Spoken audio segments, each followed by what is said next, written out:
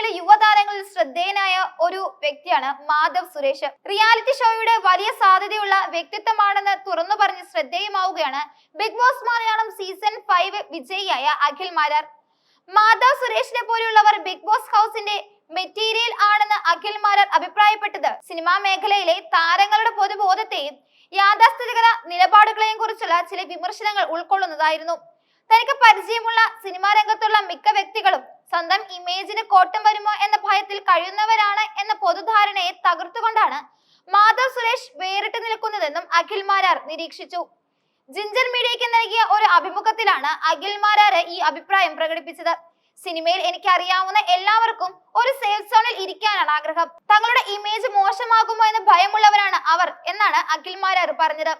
Cinema നടന്മാർ പൊതുവെ സാമൂഹ്യ വിഷയങ്ങളിലും വ്യക്തിപരമായ അഭിപ്രായങ്ങളിലും ശ്രദ്ധയോടെയും ഒതുങ്ങിക്കൂടിയും പ്രതികരിക്കുന്നതിനെ കുറിച്ചുള്ള സൂചനകളായിരുന്നു ഈ വാക്കുകളിൽ നിറഞ്ഞിരുന്നത്.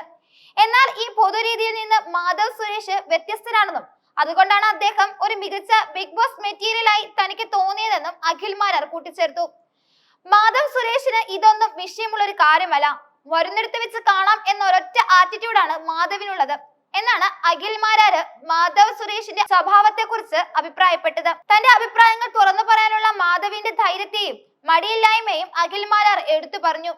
പല വിഷയങ്ങളിലും തന്റെ കാഴ്ചപ്പാട് വ്യക്തമാക്കാൻ മാധവ് മടിക്കാറില്ല. ഒരു റിയാലിറ്റി ഷോയുടെ അന്തരീക്ഷത്തിൽ ഇത്തരത്തിലുള്ള തുറന്നു പറച്ചിലുകളും മനോഭാവവും മത്സരാർത്ഥിക്ക് നിർണായകമാവുകയും പ്രേക്ഷകരെ ആകർഷിക്കാൻ സാധിക്കുകയും ചെയ്യും. അതുകൊണ്ട് തന്നെ ഒരു സേഫ് ഗെയിം കളിക്കാൻ താല്പര്യമില്ലാത്ത മാധവ് സുരേഷിന്റെ വ്യക്തിത്വം ബിഗ് ബോസ് ഹൗസിന് അനുയോജ്യമാണെന്നാണ് അഖിൽ മാരാർ സൂചിപ്പിച്ചത്. ഇതാണ് ഇപ്പോൾ സോഷ്യൽ മീഡിയയിൽ വളരെയധികം വൈറലായിക്കൊണ്ടിരിക്കുന്നതും.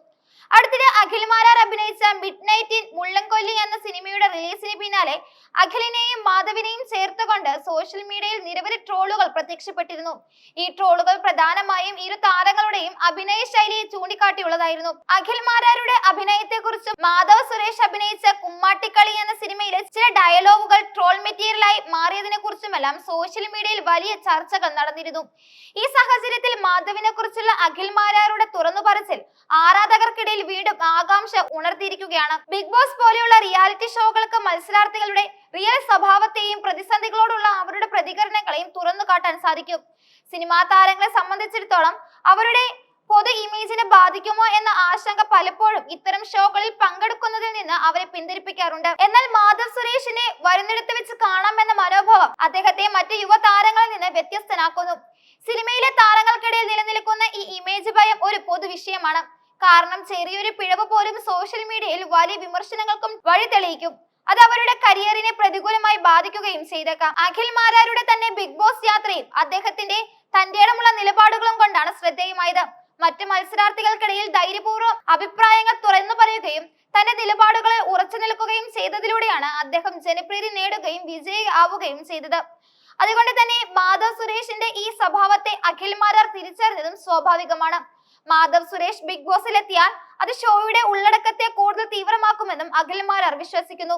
ട്രോളുകളുടെയും സോഷ്യൽ മീഡിയ ശ്രദ്ധയുടെയും പശ്ചാത്തലത്തിൽ മാധവ് സുരേഷിന്റെ താരമൂല്യം ഉയർന്നു നിൽക്കുന്ന ഈ സമയത്ത് അഖിൽ മാരാരുടെ ഈ പ്രസ്താവന മാധവിന് ബിഗ് ബോസിലേക്കുള്ള ക്ഷണം ലഭിക്കുന്നതിനുള്ള സാധ്യത വർദ്ധിപ്പിക്കാനും ഇടയുണ്ട്. പൊതുയിടങ്ങളിൽ ശക്തമായ അഭിപ്രായങ്ങൾ രേഖപ്പെടുത്താൻ ധൈര്യം കാണിക്കുന്നവരെയാണ് ഇത്തരം റിയാലിറ്റി ഷോകൾ കൂടുതൽ ലക്ഷ്യമിടുന്നത്.